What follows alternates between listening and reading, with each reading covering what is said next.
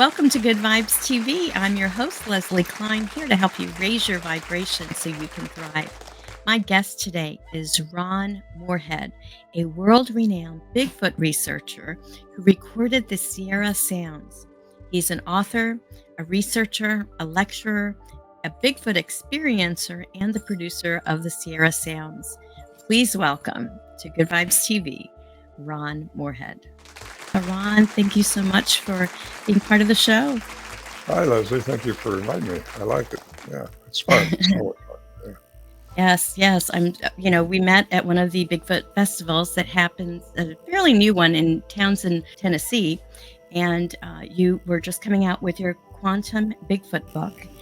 And I just love how you are connecting the science of quantum physics to explain the Bigfoot phenomenon. So humans, we can hear from 20 hertz, I think, to 20,000 hertz. Correct. And they say that, Bigfoot, but other animals too can hear and make sounds beyond that and even below that. And that the lower sounds are called infrasound. Yes. And they are the Bigfoot actually use that, and some other animals use that infrasound to.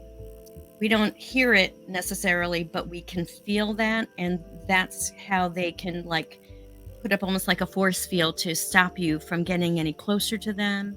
Is that what you Well, they understand? can certainly change your. Well, I had that happen to me. I think of the Warren Johnson. He's the leader of our group, and he and I heard this Bigfoot outside our shelter, and we went out to thinking we are going to catch a glimpse of it because we get kind of bold there. We realized we hadn't been eaten yet or carried away, so these things are maybe friendly. And so we jumped out of the shelter doorway right quick, walked up towards this tree, which was maybe 40 feet away from the shelter, thinking we're going to see it run away. It's bright moonlit night, and what we found out is it didn't run away. We got within 10 feet of it or so, a few feet of it, and we just got stopped like a force field. And I mean, stopped, and you couldn't go any further. And we were not afraid. I brought this up to a scientist later on, to a scientist, and he said, can't work with your fears. I said, we were not afraid.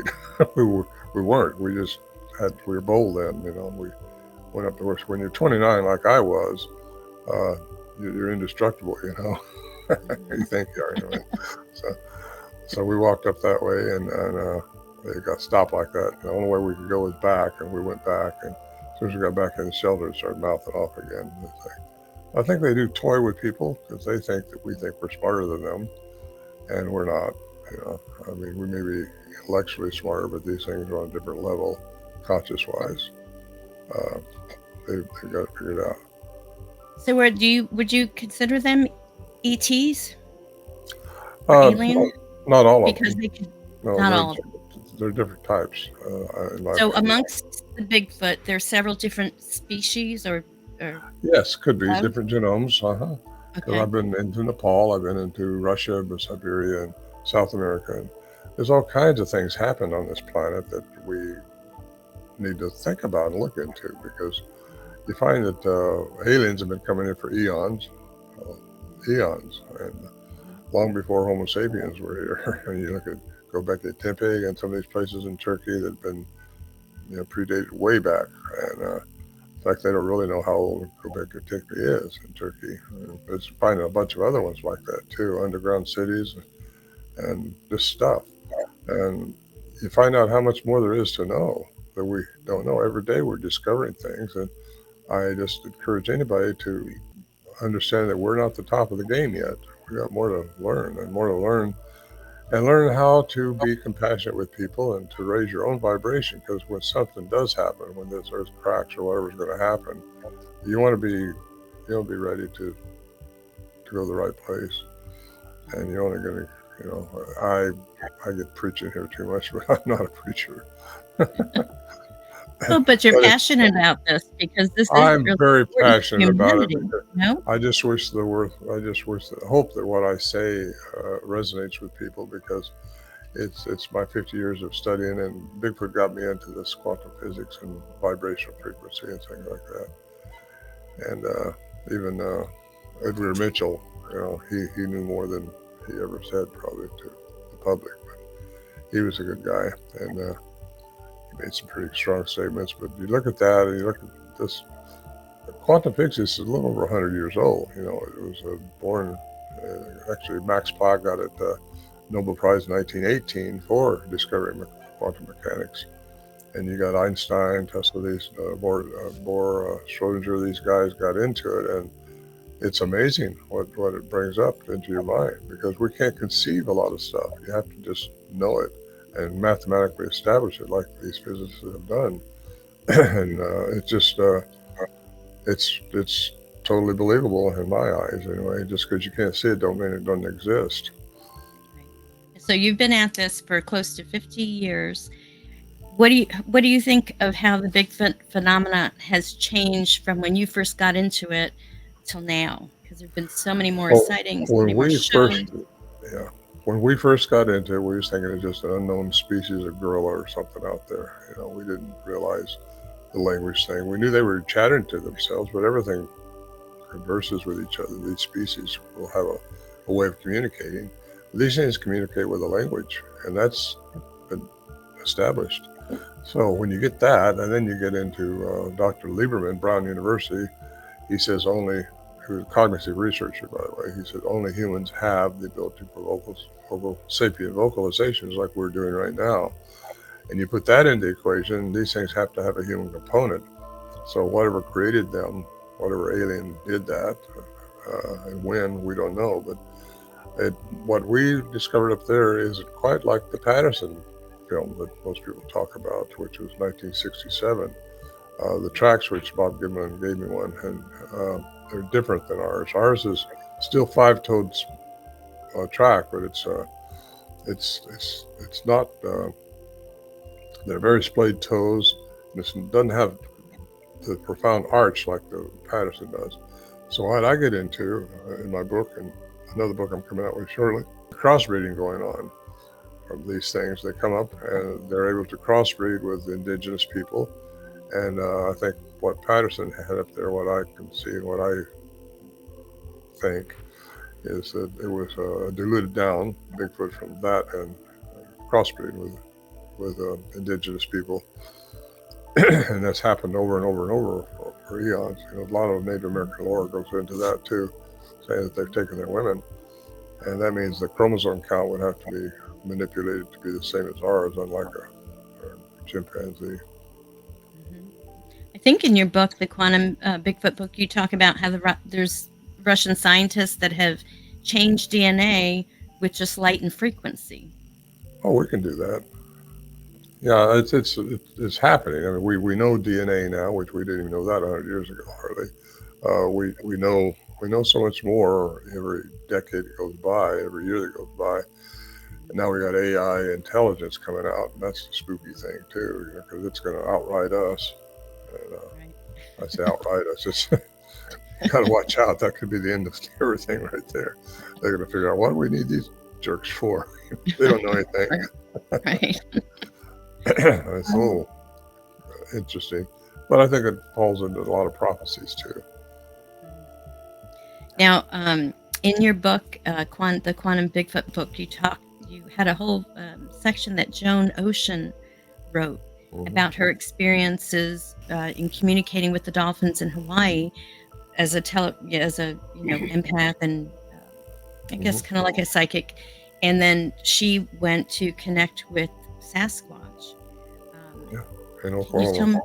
me? Yeah, can you tell me more about that? Because it seems like her. And then I kind of delved into her website and stuff. Is she still around, Joan? Yes, as far as I know, I had seen her a few years back. I went over there and went. Wife and I went over there and went out to see the dolphins with her and went diving with them. And yeah, in fact, we stayed with them, and her and John Luke, her husband, and nice, great people. And she's still at it. She's in her 80s now. So am I, but it's just, it happens. The longer you Yeah. live, the more things you got to respond to. So we're here for, yeah. She went out and she knows right where they are, and they know right where she's at, and somehow get in the water and they come around. And she says she communicates with telepathically. And she had an encounter in Oklahoma where they had some property, and there's a lot of reports around that area about these things. When she was just there on her property, and started doing the same techniques you use with the dolphins, which is again communicating. And you can do that, through your pineal gland, through our consciousness. You can. That's how you get telepathic. That's how these things happen. So many people think they're just gifted in certain areas to do certain things, but we're all gifted. We can just learn how to work it, and get there. And I think it's a direct connection from your pineal gland into your heart, which has its own brain. Your heart has to be in coherence with your brain, your outside brain. Because the problem is our analytical conditioning, which we're all got, raised from childhood to, no, you can't do that anymore. You got to do this way. That's the right way. And so we're all conditioned, but you got to get deeper than that. You got to get into understanding and get your conditioning. You got to live with it, but still expand it. And she does that, and she's able to telecommunicate, and that's what she did with these things in Oklahoma, and that's what some people do with Bigfoot. Now, people ask me, "Have you ever had mind speak with Bigfoot?" And I said, "Not that I know of. Always analytical, me, my outside conditioned brain." And when all this was going on, close-up stuff in the '70s, I didn't even think about. None of us thought about this stuff then. We were just out there. And Al Berry, though, he knew quite a bit more, but he knew classical science. Got into quantum science. That's how the universe works. That's how everything from the atom to the stars works through quantum science, and that's according to Dr. Christopher Breyer at West Texas A&M. And all scientists, I think, understand that because right on the back of classical science, which is Newtonian physics, but there's so much more going on that we just don't see or feel or touch. Like classical science says, you have to get into modern science. Modern science is over 100 years old. Quantum science. Boom, there. I said that. Time for a break. When we come back, learn how Ron Morehead raises his vibration.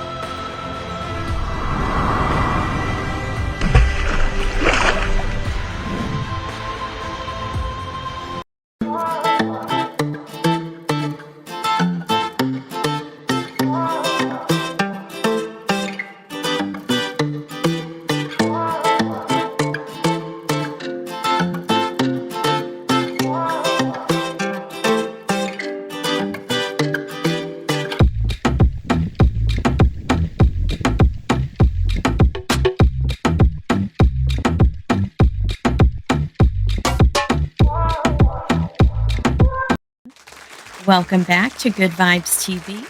My guest today is Ron Morehead, and we are talking about Bigfoot and quantum physics. If you're going out into the forest to communicate with Bigfoot, if you're going there with the intention of wanting to kill them or hurt them, or that lower vibration of coming from fear, basically, they're not going to come around. That's But right. if you're going to them, coming at it from love, compassion, understanding, respect, then they'll come and communicate. And that's what it seems like she's doing with them. Yes. And I saw there was this documentary series called A Flash of Beauty, Bigfoot Revealed, that you were interviewed on, which that was a great interview about quantum physics. And there was a lady there, Sonia Zohar, who's also another psychic empath that would kind of communicate with Bigfoot and have totally different experiences than what a lot of these monster Bigfoot shows, show, which is nothing because the Bigfoot just avoids them, right? Or maybe throws rocks at them or whatever. Yeah. Yeah, I know Sonia fairly well. She's from the same town in Washington where I was. And yeah, she interviewed me one time for a production. And there's people that do the Flash of Beauty, Jill and her husband. They're doing a documentary on the Sierra Camp now this year, and they've interviewed me quite a bit. over the years. They're very honorable people. They do a really good job, I think. So uh, Yes. they're going to come out with it later this year. There should be a documentary out on the Sierra Camp. People are still going to the Sierra camp looking to communicate with Bigfoot No, or no, I don't tell people where it's at generally. okay. I took David Pilates up there, who wrote the 411 books, Missing 411 series. He did about 15 minutes on the Missing 411, The Hunted, and I was in that, and he interviewed me right there at the camp. So, but right after while we were there, actually, the whole California just went on fire. So, a lot of smoke, and we left out of there a week. We was there 8 days, I guess. But you can't just walk out. I mean, we had to have a mule team come in and take all the equipment out and stuff like that. So, nothing happened, and I didn't expect anything to happen. I told him probably nothing's going to happen because, you know, these things are they know when people are trying to do this stuff. They don't want to. They don't want to interfere. They want to stay back as long as they can. But uh, so anyway, we were there, and more and more burned after we left. We was concerned if we was even going to get out. And but I flew over it a few months later in a small plane, and it hadn't been burned. The area where the camp is, a lot of area had been burned, but there's still a lot of trees up there. A lot of if these things are in a cave system like it could be in that whole area. A lot of cave systems we don't know about, Mhm. and if they're in a cave system like that, or if they migrated out when the fire was going on, like all the other animals, we didn't see hardly any animals up there. In fact, I don't think we've seen one. They'd all gone underground or left or something because Mhm. fires are coming, guys. You better get out of here. Well, we got no way to get out of there till the mule team comes and gets us. Yeah. Uh, Yeah, that's scary. well, there was something needed to be done. I'm glad I took him in. He's the only one I've ever taken in. He's a good friend of mine. David is. And So I love to ask my guest, what do you like to do to raise your vibration? Is there a certain ah, technique that you like to use and that you would can share with others to help us all, well, try a different way? it's something I've kind of went along with this whole program, and that's raise your personal vibration frequency so you can get out of this third dimension successfully and not have to come back and do it again some of the place, some of the planets, some of the places working on three dimensions, and respond to them with love and compassion, and don't be a victim of anything, because everything that happens to you, it may not seem like this at the time, but it's okay, and because you've experienced, as long as you don't become a victim of it. And I had that happen to me, and as much as I know what I think I know, I had a tumor removed off my brain here about 7 years ago, and it left me with a few issues, as far as I'm still here, I'm still able to talk, I'm still able to do. I think it was brought about because so I could do what I'm doing now instead of getting out trying to cross a log, because I've been pretty adventurous my whole life. Really Yeah. had a pretty exciting life, actually. But now it's time to. I'm in my 80s, so it's time for me just to do what I'm doing now, and speak to people what I think I know, and what all these years have taken me to this Bigfoot thing, and how they operate in a whole other frequency, because a lot of them are here to help us. And even the Bible says, you have guardian angels Mhm. to help you. And a lot of people claim that's all they're for, but no, there's also the negative ones that are out there, because other entities from the cosmos have been here, and they have manipulated the DNA of different species. And everybody wonders why. Why are we special? Oh yes, I think we are special. Humans are very special because we are designed to be ninth dimensional beings, which that's very critical, I think, to understand who you are as a human. That'll also take a lot of fear out of you. And if you ever want to get close to these things, you don't need fear in you. You got to get rid of that, because they'll sense that in your aura, your energy that you put out. Mhm. So it's my opinion that we got to have love and compassion. And for the first couple of years, I considered myself a victim of that, because I couldn't walk like I wanted to. I started taking therapy so I could walk better, and I couldn't I couldn't do a lot of things. But it's okay. I'm okay with it, you know. Mhm. And you got to be okay, and still don't consider yourself a victim. Raise your personal vibrational frequency with responding to all your issues with love and compassion, and don't get mad at the little old lady that don't move when the light turns green or something like that. Might be you someday. So that's how I handle it anyway. And So focusing on compassion and love for yourself and others yes, is what you do to raise your vibration.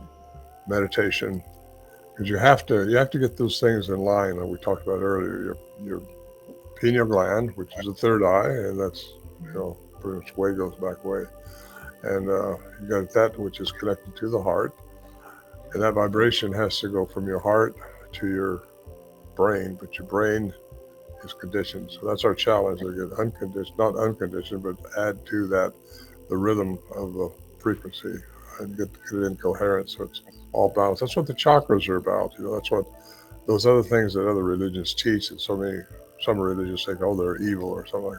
No. Take them for what they really do for you, and they can do a lot for you if you just listen to them.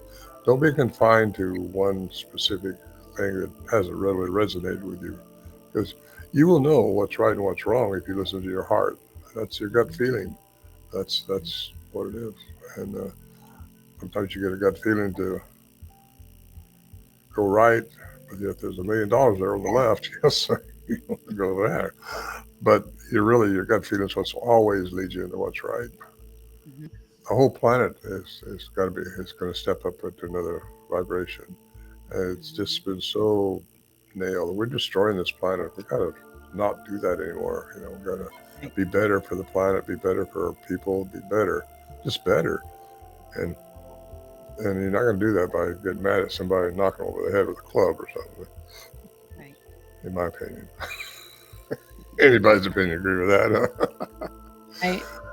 Now these guys want to So, know what does it take to come back in here and set up this village here in Portlock, and the first thing I'd say, well, you got to come in simple, and you got to come in with caring about the area. Show respect for the earth.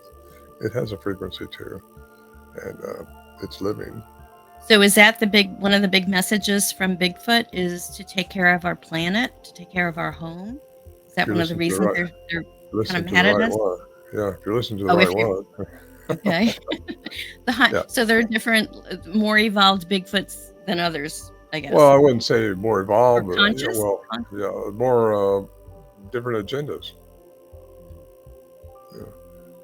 Because I can't believe there's something good going over in Israel right now. It's just all the wars and things we got going on all over. It's a little bit interesting to live in this right now, this timeline. And Mhm. if we could stop it all, if all of us would get together and raise our consciousness together, it would really make a difference. Same thing happens when you blow up when you use a nuclear weapon or something, like they Right. did in 47 or when it was, no, 40. The atomic bomb went off. Yeah. That's when the aliens would start paying attention because it sends a vibration all the way through the universe, Kind of according to what creates I'm a hearing. tear in it impacts their universes and their dimensions. It's Yeah, not it just sends. us, No, but it's it not just and us. so that's why And they're all the interested in what's going on here because we're a species that were created to have dominion on this planet, but we're not taking care of it again. And and free will. free will, everybody's got free will. That's how celestial beings still come here if they want to, because they're not supposed to interfere, but a lot of them do. They did with They us. can if we ask for their permission, just like with the angels. Sure. If we give them permission to help us, Yeah, whether just it's an below. ET, a benevolent ET, or an angel, they can help us. But Absolutely. otherwise, If they you listen can't. to They're them. not Yeah. right. Right. Well, something's been guarding me for a long time. You too, probably. I've been on the edge of not being here quite a few times, and uh, I've been, well, I've just done a lot of things that's on the edge, and something had to be watching over me to get me through those things. I flew through some pretty violent storms from my airplanes, and over the years, I've And you've been all around the world, from Peru, yeah, what, a lot Turkey, of Tibet. Peru really is an eye opener. Yeah, that's where you see the megalithic structures and stuff like that. You don't know how they did it, and yeah, a scuba diver is a safety diver for the whales in South America for filming thing. But I've been very fortunate. I had an extremely fortunate life, and I have no regrets at all. And I just love that I can still be here and talk to you. Yes. because that's gonna, I hope, help somebody. Yes, If we can help just definitely one will. person, if we can help just one person, we've done our job. Exactly. Yeah. It's one at a time. Time for a break. When we come back, learn how you can contact Ron Morehead.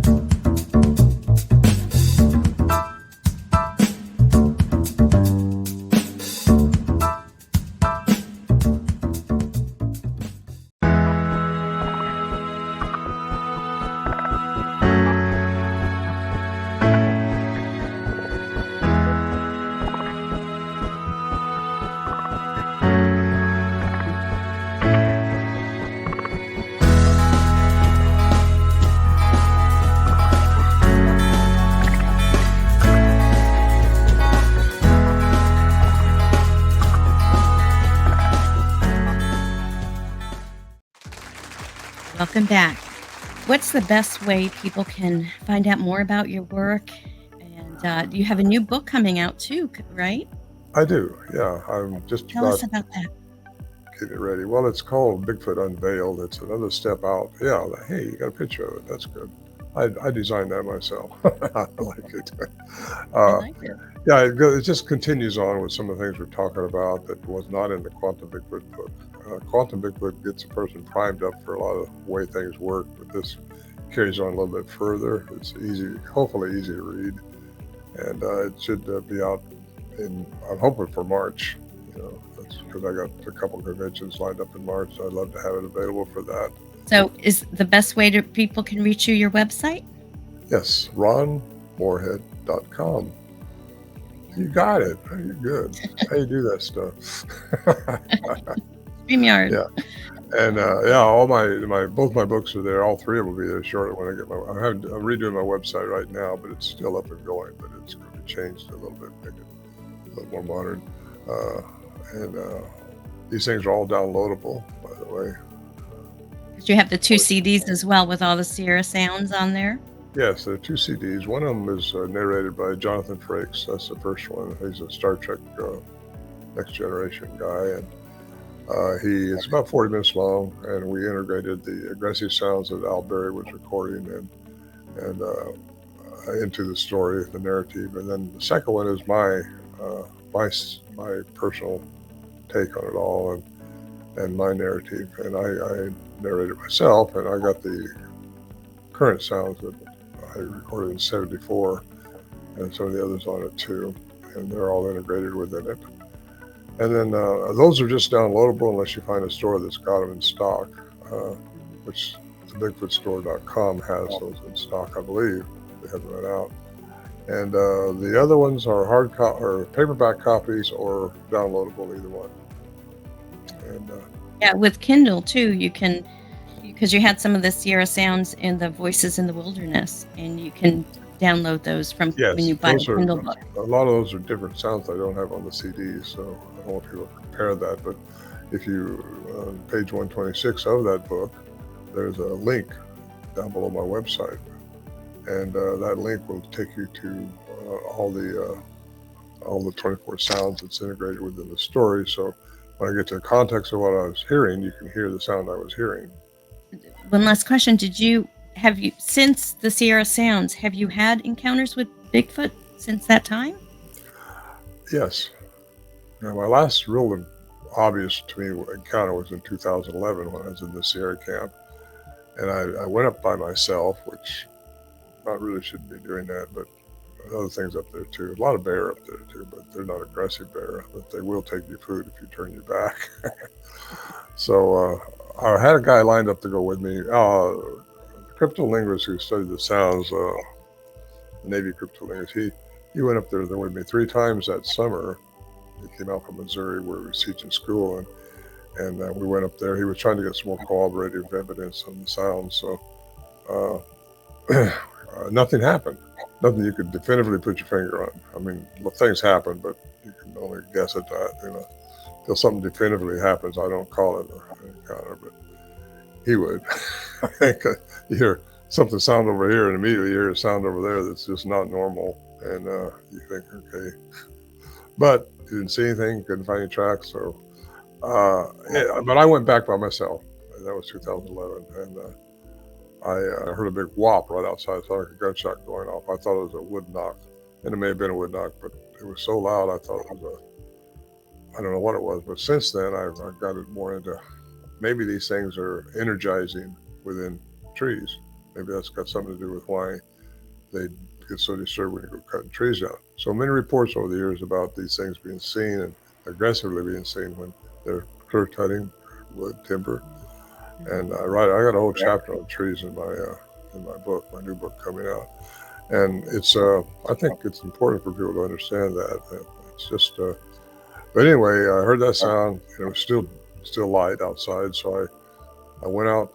Mosquitoes were so bad, I went inside this little tent I'd set up and started waving my T-shirt, keep the mosquitoes off. Maybe they thought I was surrendering. I don't know, but I started talking to them because I felt like they were there from that sound I heard, and that's the kind of sound they make anyway when they're around is whopping a tree, or maybe they're coming out. I don't know what makes it sound. Some people say it's clapping their hands or something like that, but whatever it was, nothing happened. I started talking to them. I said, "Come on, I just want to know more about you. Uh, let's talk." But nothing.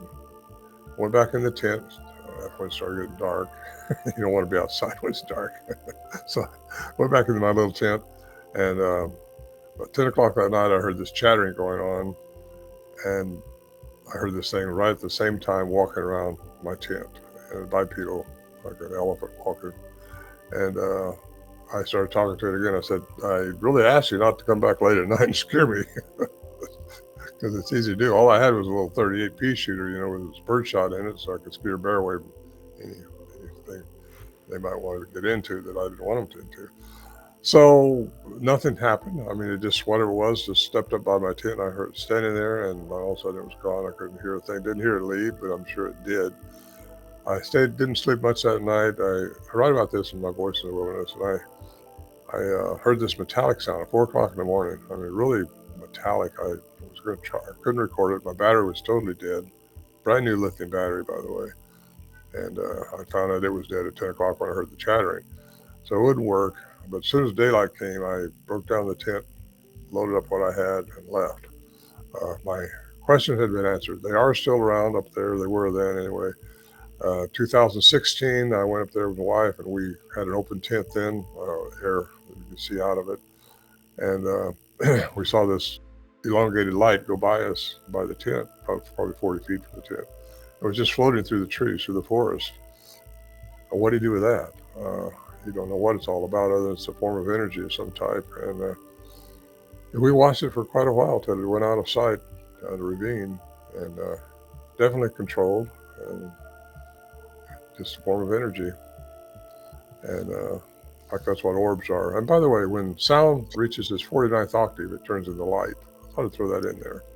A lot of sightings with orbs Yeah. before or after when they encounter Bigfoot energy in the forest. Mm-hmm. Yeah. So is it that Bigfoot kind of gets to that frequency and then they're floating around? Well, I've had people report they saw a Bigfoot turn into an orb. They don't want to tell about that because it sounds crazy, but that could happen if they have the vocal mechanism that can change their frequency to the 49th octave, change the sound to the 49th octave. That sound would turn into an orb or to a light form. That makes sense. Because when you're talking about frequency, light, different spectrum of frequency, sound, it's all frequency. Everything is frequency. Everything is energy. Yeah. Energy, frequency, vibration. And again, Tesla said, or excuse me, well, I was going to say, Einstein said, you find the frequency of anything, you can change its matter. That's hard to get your head around. But if you think everything is frequency, and you can, I think that's how the miracles are done. People can find the frequency of something that can change the matter. Yeah, and the law of attraction, it's the idea that the way to attract to you, you have to be the vibration of that, like attracts like. So if you Yeah. want love in your life, you have to be projecting and being in the state of love to attract love or joy or happiness. Same with Very good. fear or any lower vibrations. People So, find what they look for. mhm, yeah. You find what you look for. And I don't think I'm the first one to say that. I think Abraham Lincoln said that. You find what you look for. So look for good and you'll find good. Look for bad and you'll find it. So look for good in life. And some things don't seem good, but again, consider it a learning curve. We're all here to learn. That's what it's all about. Mhm. And to Yes. learn how to be ninth dimensional beings. My take on it anyway. Yeah. And what It's would been you say a uh, ninth dimensional being would be like? Like, because we oh, were talking about going into the fifth dimension, and now you're talking about mhm. all the way up to ninth dimension. Well, yeah. If you haven't learned love and compassion, you'll never get up to the ninth dimension. Though that's where you're everything. You can do just about anything anywhere in the universe, and that's where these Anunnaki are from. The sky people, powerful ones, light beings. They're light. Even Satan was called the shiny one. Mhm. And when you see a glow around them, that's I think important for people to know is that you have the ability, even in this dimension, to graduate yourself all the way to there if you learn everything that we've been talking about, love and compassion. If you can get 100% on it all the way through your system and realize how important and how unimportant certain things are. Mhm. But yeah, it's been fun being with you, Leslie, and Yes. maybe we'll see each other again someday in one of these conventions. Are you going to be in Townsend? Yes, yes, definitely. Well, thank you, Ron, so much for this opportunity to interview you and give us so much insight on this beautiful phenomenon of Bigfoot. That's, I want to say, not something to fear, but something to appreciate and have good connections with if we're going to go out there looking for Bigfoot. Well, again, fear is your enemy. It's your only enemy Yeah. because you only fear what you don't understand, what you don't know. And that's why so many people are out there trying to shoot one of these things. And why do that? Just because you don't understand it. And we would have shot at one had they attacked us in that shelter up there. I got to tell you, we Right. had guns, but somehow I knew who I was as a human even then. That you're supposed to have dominion on this planet, right? None of these other animals are supposed to have it. Well, you don't know the difference between a gorilla and a Bigfoot. They can all the Right. same. Right. Uh, it was exciting. It still is. Yeah. Yeah. Well, thank you for recording those Sierra sounds because that's like that. That was like the foundation for all of this Bigfoot research that's been happening. So you were It like is. Yeah. the original. If that hadn't happened, I wouldn't be with you today. Yeah. Right. So I think that. I think Alan Berry, because he fostered the sound studies, and Yes. at least the first one, and that was important. It's a big hurdle. Yes. So thank you very much, Leslie, for having me on today, and You're welcome. I appreciate it. And I'll see you soon. Take Definitely in care. Townsend. Thank Okay. you. Thank you for watching. If you got some value from this episode, please like, share, and subscribe to get the word out and raise the vibration of the planet together. Peace out, everyone.